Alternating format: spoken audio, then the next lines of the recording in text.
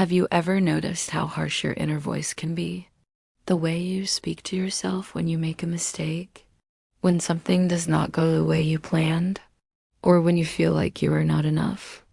Many of us would never speak to someone we love the way we speak to ourselves. Yet over time, that negative inner dialogue becomes the quiet foundation of how we see our worth.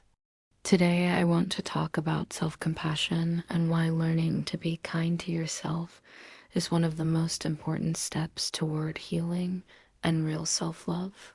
And by the end of this video, I will share a journal prompt, a short exercise, and an affirmation you can begin using today.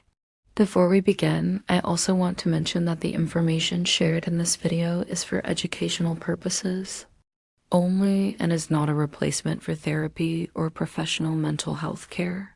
What self-compassion really means? Self-compassion is often misunderstood. It does not mean ignoring your mistakes. It does not mean pretending everything is perfect. Self-compassion simply means responding to yourself with kindness instead of criticism. Think about how you respond when a close friend is struggling. You might say things like, "It is okay. You are doing the best you can. You will figure this out." But when the same thing happens to us, our inner voice often sounds very different. "I should have known better. I always mess things up. I am not good enough." Over time, these thoughts begin shaping how we see ourselves. And the truth is, you cannot build a healthy relationship with yourself if your inner voice is constantly attacking you. Self-compassion begins changing that relationship. It allows you to acknowledge that you are human while still offering yourself patience and grace. Why self-compassion matters. The way we speak to ourselves influences how we experience life. When our inner dialogue is harsh, we become afraid of making mistakes. We may doubt ourselves more often. We may feel discouraged more quickly. But when we begin practicing self-compassion, something important shifts. Instead of punishing ourselves for not being perfect, we begin allowing ourselves to grow. Mistakes stop being proof that we are not good enough. Instead, they become part of the process of learning and becoming. Journal prompt. If you have a journal nearby, I want to invite you to try a simple reflection.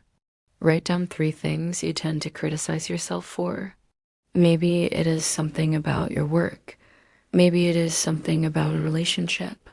Or maybe it is a belief you have carried about yourself for a long time. Now, next to each one, write a response as if a close friend came to you with the same struggle. What would you say to them? Would you shame them? Or would you offer compassion? Many people notice something powerful when they do this exercise. We already know how to be compassionate. We simply forget to extend that compassion to ourselves. Self-compassion exercise. Let us take a moment to practice a short exercise you can use anytime you notice negative self-talk. Take a slow breath in and gently exhale. If you feel comfortable, place your hand over your heart. Take another deep breath and silently repeat these words to yourself. I am human. I am learning. I am allowed to grow. Just sit with those words for a moment.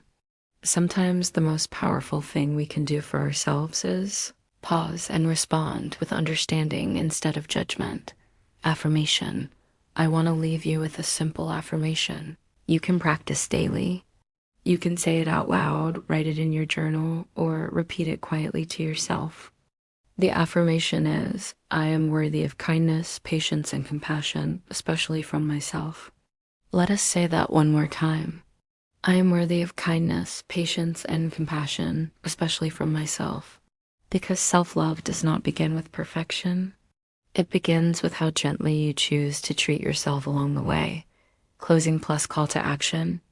If this message resonated with you, I invite you to practice one small act of kindness toward yourself today. Maybe it is speaking more gently in your inner dialogue. Maybe it is writing in your journal. Or maybe it is simply reminding yourself that growth takes time. And if you found this video helpful, please like the video and subscribe to the channel for more conversations about healing, emotional well-being, and building a compassionate relationship with yourself. I would also love to hear from you in the comments. What is one way you are choosing to show yourself compassion this week? Thank you for spending this time with me, and I will see you in the next video.